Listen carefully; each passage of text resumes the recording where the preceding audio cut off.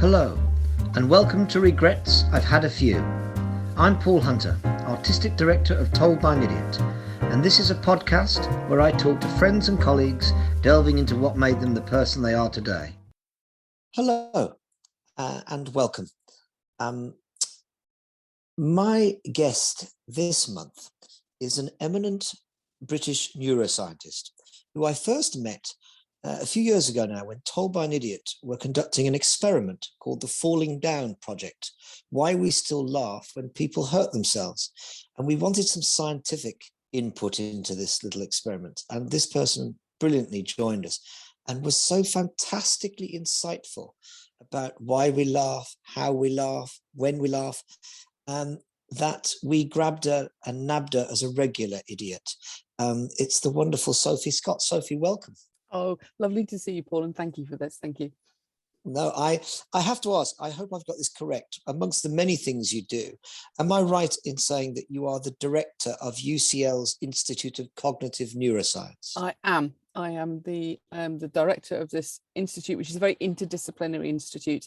What kind of coheres us all together is we're interested in how the brain works, and at a level where you can kind of relate that to behavior. Because neuroscience is a world of stuff. There's all, there's molecules and bits of cells, and we're sort of at the level of the whole brain and the whole person. This is kind of where we're interested in making maps.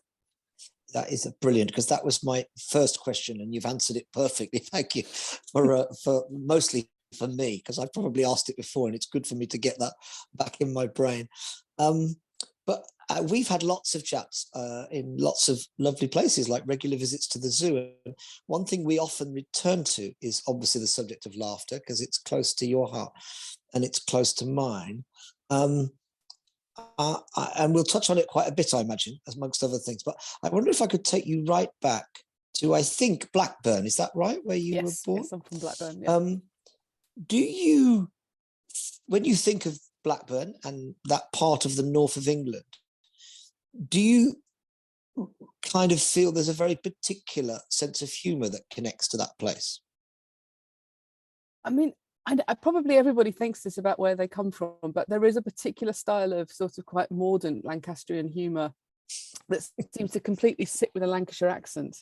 Probably the best example I can think of is a few years ago. I took my son up to the northwest for a holiday, and we went to Blackburn, and we went up on a walk up to Darwin Tower. Darwin is just next to Blackburn, and there's a big old Victorian tower at the top of this moor, and you can walk up and then you walk back down. Did it a lot when I was a kid, walking up with Hector, getting up to the top of the tower, and they were actually doing work on the tower, and these men were going around with lots of sort of planks and things, and Hector was finding it very, very funny to spend the entire holiday pretending we were in Yorkshire, not in Lancashire, because he knew this irritated me slightly.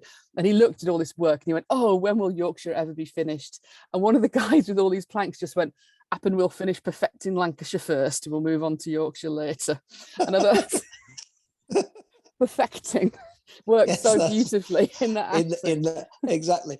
And do you have a kind of early memory of when you first kind of saw something funny, whether it was a film or pantomime, or what's your early memories of comedy?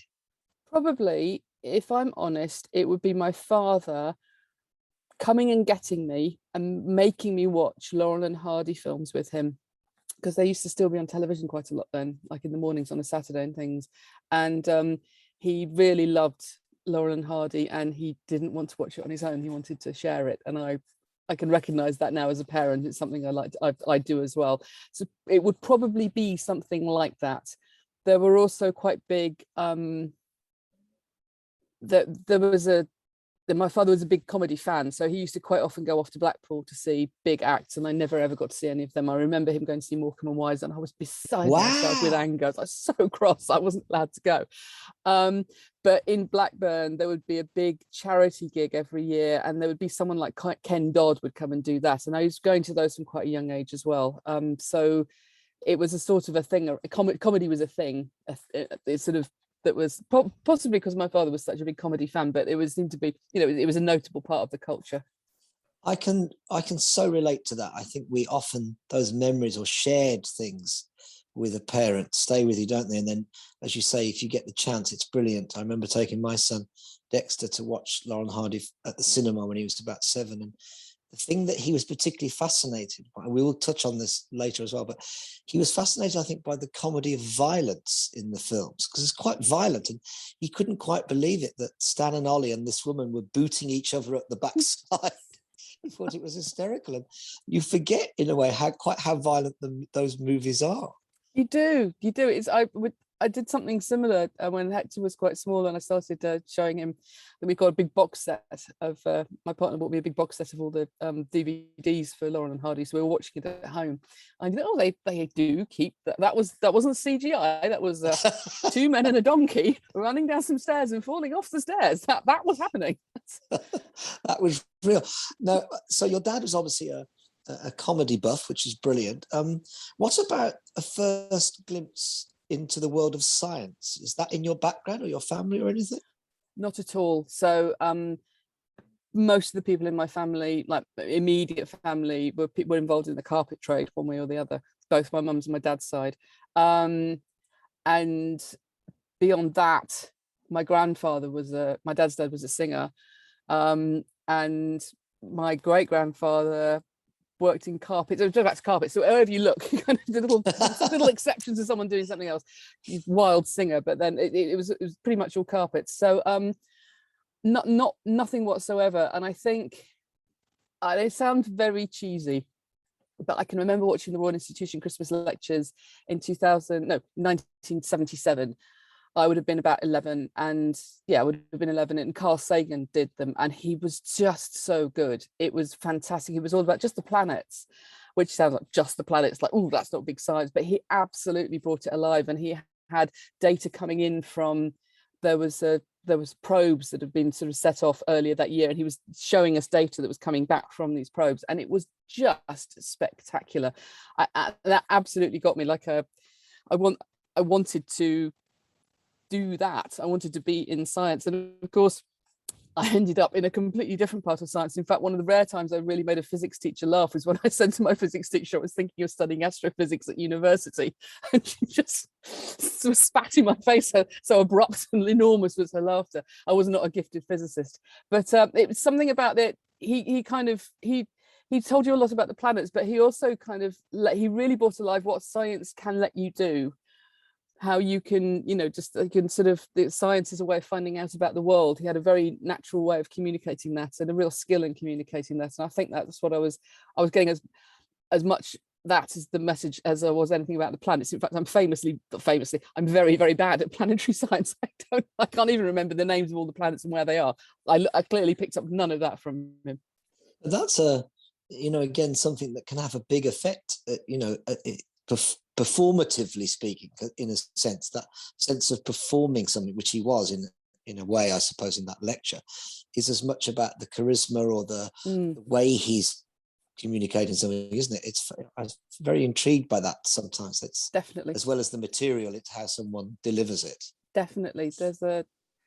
I don't think we give enough credit to this in science, because we kind of imagine that it's just the framework of facts is all you need, but you actually a great talk, a great presentation is so much more likely to get people to take your science seriously, because it is the performance really matters. No, it's true. So when you probably just started secondary school, and when you had this amazing moment of seeing the lecture, did that kind of push you at school into a passion for the science subjects, even though physics obviously wasn't your strength? But it did. I was quite good at. I was good at biology, and not bad at chemistry, and I got by in physics, and it did. I was already, in retrospect, I was already quite interested in biology. My mum, like mums can sometimes save things you did at school. My mum saved this project I did when I was about 8 called The Sycamore, and I've really gone to town on this. I've written like trees, and then oak, ash, birch, and then that sycamore, big star of the show. So I had a taste for the world of biology from an early age, but I think it rewarded me in that I was good at it. I liked doing it, and I was, I got rewards at school. I was good at doing sciences in general, particularly biology. So became one of those virtuous circles. You know, your interest is rewarded by rewards at school, and that kind of continues firing your interest. It was a happy circumstance for me. And then how did that kind of manifest itself, the journey beyond that, into, I assume, higher education, and what you were then, how you're going to take it further? Well, I didn't really know what to do. I mean, Carl Sagan was very good about doing science, but I didn't really know what you then turned that into. And I can see here where if you had a parent who knew about that world, probably I would have made different decisions. Neither of my parents had been to university. My dad was the generation he'd left school at 14. You know, my same father here. And it was he was very, very keen that we went to university, but had no real interest whatsoever beyond that. No, not fair. He would have liked me to be a barrister. So let's put that to one side. He would have liked that. Okay, Dad, never happening, right? So I thought that medicine was what you did if you were good at science. So I kind of, and I wanted to be seen as good at science. I wanted to shine, you know, so that seems okay. Well, I'm going to do medicine because that's what girls who are good at science aim for. And I got some way into my A levels, and I thought, I do not want to do this at all. I don't want to do medicine. And do you know what? I think this is a moment of true self-reflection on my part. I think I was right. I think I would have been a dreadful medical doctor. So I was like, oh, and I then, well, it's not that, then what?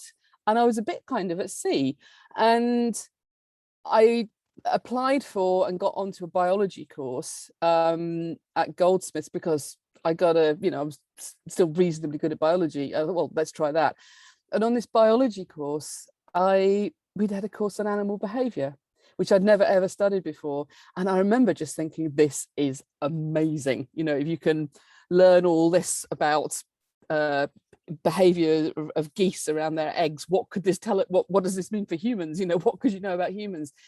And I discovered there was a sort of field of study called psychology. So I tried to change onto psychology at Goldsmiths, and they were like, no, you're not very good, you know, you're not good enough for us. So I went away and I worked for a while. I sold kilts on Southampton Row, and I applied to other places to study psychology, and I got accepted at what was then the Polytechnic of Central London. And I started there, and I was so happy because I was getting a chance to do, you know, study something that really, really caught my interest. And even then, I didn't really know what I could do with that. And one of my lecturers at the end of my second year said, oh, you know, you should think about doing a PhD. I was, well, fine, then I'll do that. It sounds like a great idea.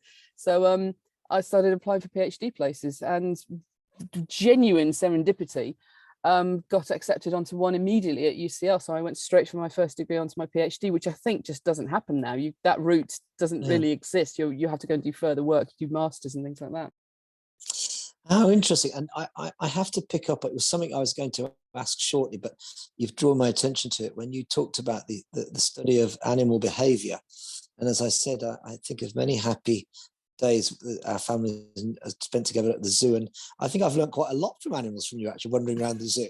But we may have touched on this before, but in terms of laughter, which I'm going to come back to, is there animals that in any way laugh similarly to us, or in similar circumstances, or in similar expression of laughter?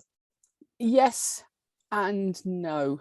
So some laughter that we produce, particularly laughter that we produce when we're babies, is in response to very kind of simple physical things like tickling.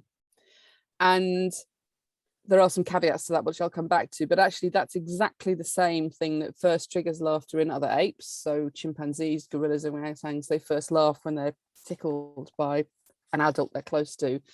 The same is true for rats as well. So there's something interesting about the relationship between tickling and the first appearance of laughter that probably is much more widespread across mammals. That may just be a commonality that we've yet to understand more about, but so there's a very broad similarity about tickling. There are, of course, other things that will make human babies laugh that don't work on other animals. So playing peekaboo, making silly noises, tearing up bits of paper, things like that will make human babies laugh. Not all of them lawfully, but you know, tickling tends to work on everybody. But human babies seem to be able to cope with something a little bit more abstract right from the outset. And then as we get older, laughter is associated with play, and that's true for humans, and it's true for other apes, and it's true for other animals where it's found, like particularly rats laugh when make a rat laugh to vocalization when they're playing. And And then in adulthood, humans sort of have two different kinds of laugh. Very, very, very crudely, we have that really sort of spontaneous, helpless laughter, and we have laughter that we use more communicatively. And chimpanzees do laugh differently when they are tickled than if they're trying to make play last longer, which looks like it might be something similar to humans there. But there is one huge difference, in addition to the peekaboo thing, that is different about humans and other apes, which is we laugh contagiously. So very often when we laugh, it's happening purely because somebody else is laughing. Yeah. Now, contagious behaviors, things like yawning, scratching, blinking, they're relatively common in nature, and they're relatively common in mammals. So not even just mammals, actually. I was reading a paper yesterday that contagious yawning is found in many mammals, even being found in birds, so kind of catching a yawn from a conspecific, another member of your species, is very common. It's always much more likely to happen if it's another member of your species that so there's some familiarity there, and that's true for us as well. But no, so yawning is the really big example here in contagious behaviors. Laughter, very contagious for humans, does not work that way in other animals. So although chimpanzees laugh very like us, they do not laugh contagiously. And this has been shown very nicely by a researcher at Portsmouth University called Marina de Villaros. And she's shown that chimpanzees, they laugh when they're playing, but playing for chimpanzees is very physical. You're interacting with each other physically. Two chimpanzees can be laughing and playing together. A third chimpanzee can be sitting right next to them and they don't laugh at all. It doesn't jump the gap to them. Whereas there's something about humans and laughter where laughter can jump that gap. You don't need that physical contact. That's maybe the same as the kind of peekaboo example. We can deal with a sort of an abstraction for laughter, which for all other animals, where you find it's very, very bound up in a sort of an intimate physical interaction as well as the production of the sound. And I think that's probably very important difference.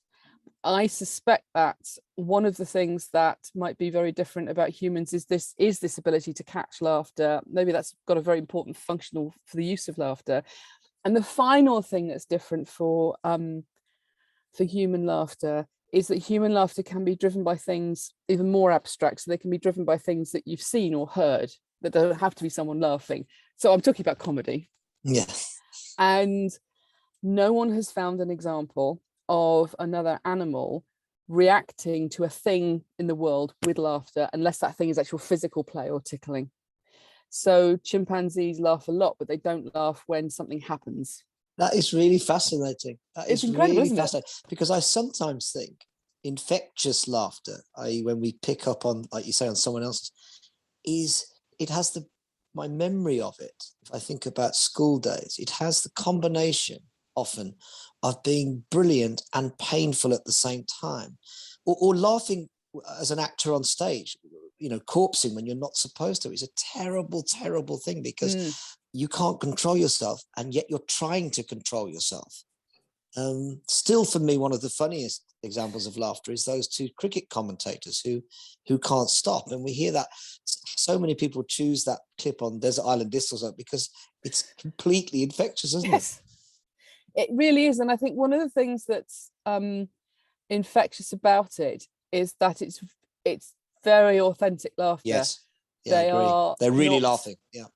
They're really laughing and they're desperately trying to stop.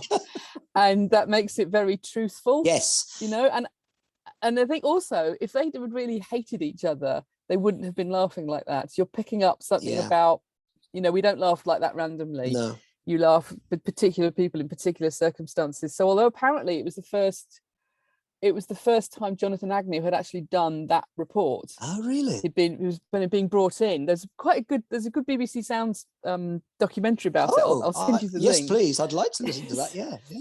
And if you listen to the whole program, someone did once send me a copy of the whole program, and actually they're quite giggly all the way through, but it's the other way around. It's Brian Johnson, the more senior man, is trying to make Jonathan Agnew laugh. Okay.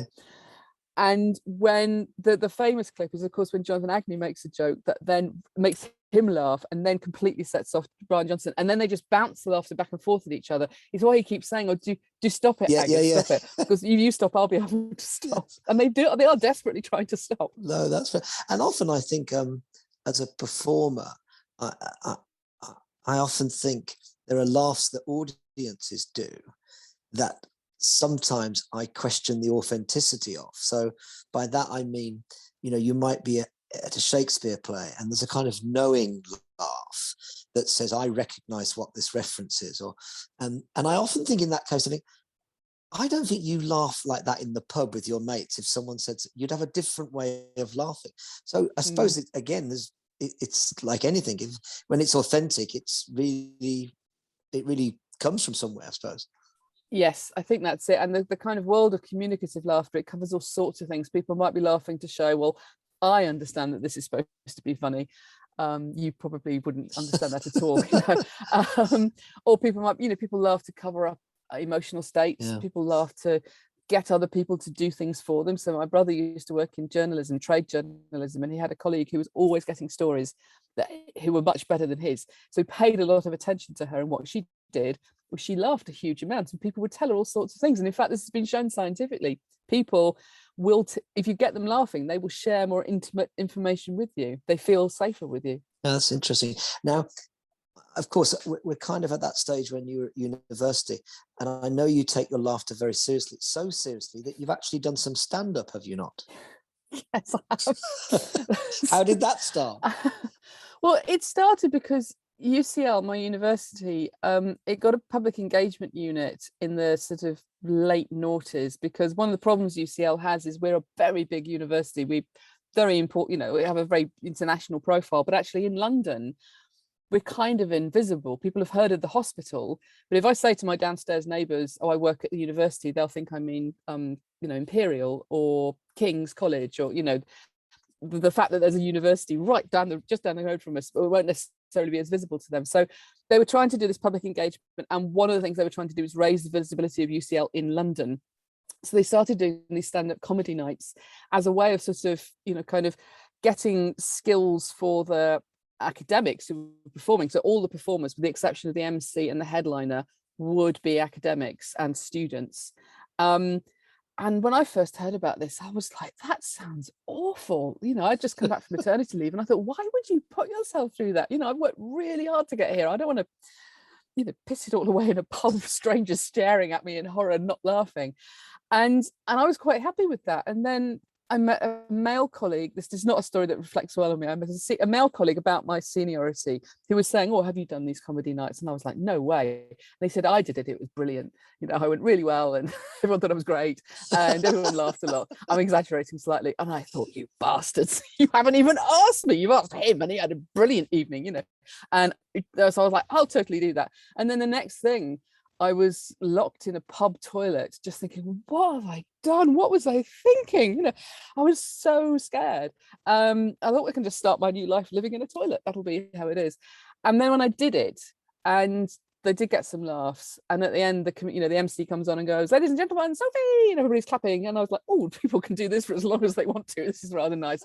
But my main conscious thought afterwards was, I want to do that again, and I want to do it better. Because I could think of everything I'd done wrong, and then other ways I could have done it. And because stand-up comedy is one of those arts where you in the moment if it's working or not, because people are either laughing or they're not. But also, that's true of all comedy. But also stand-up comedy, you only really know if the material works if you do it in front of an audience. You can't rehearse it. And there'll be lots of other comparisons with comedy here that you do, but it's you don't really know how audiences will react until you're there trying it out in front of an audience. So I have one routine about being a scientist, which starts with like a joke based on that, the Blade Runner thing. I've seen things you humans wouldn't believe, and there are 3 examples of things that have actually happened in the laboratory when I've been testing humans. So one of them is someone getting bottom first into a brain scanner.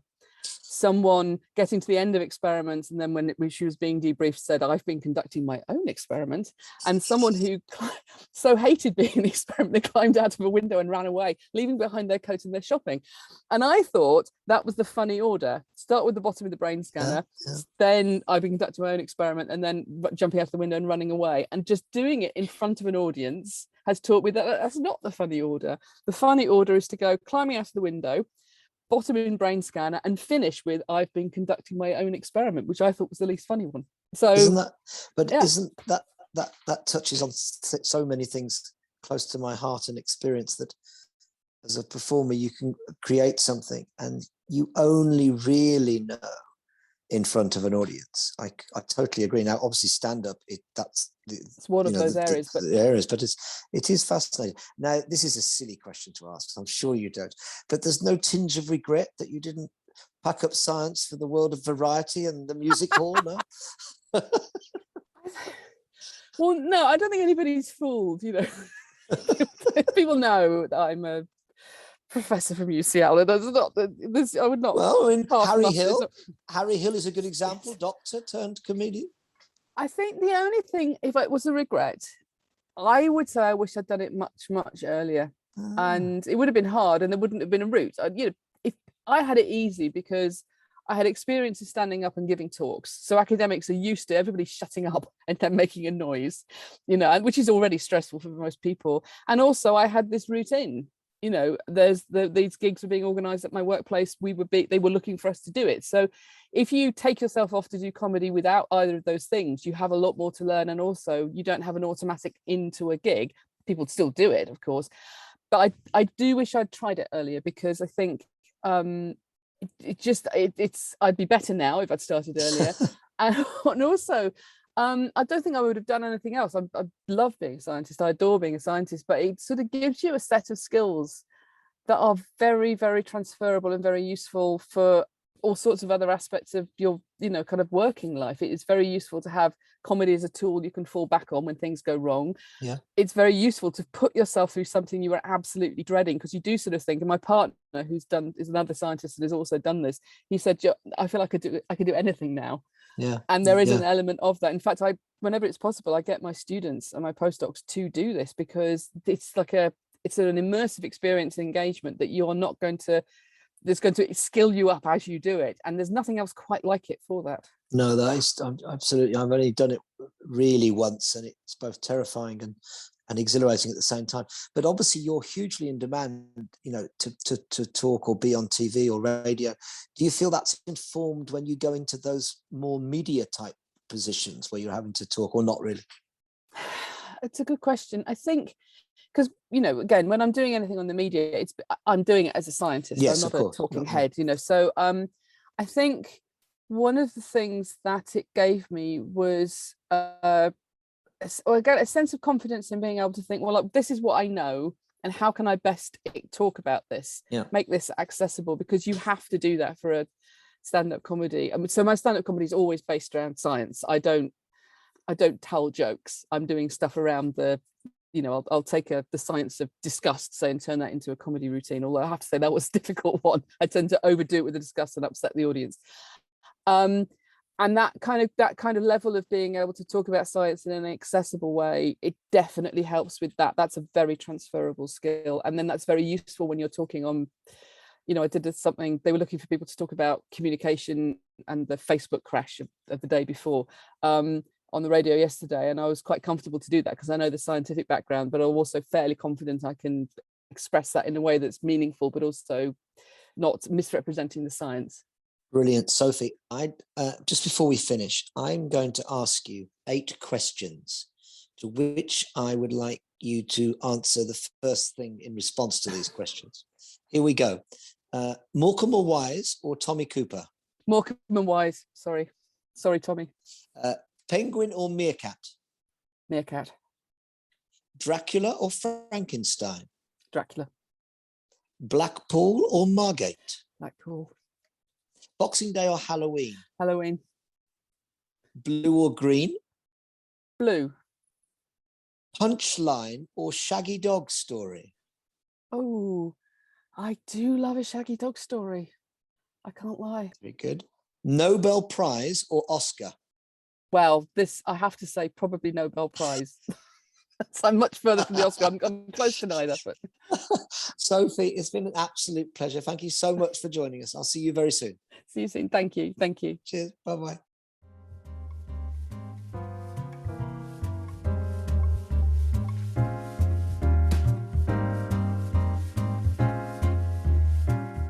Dear listeners, if you've enjoyed this idiot podcast, please spread the word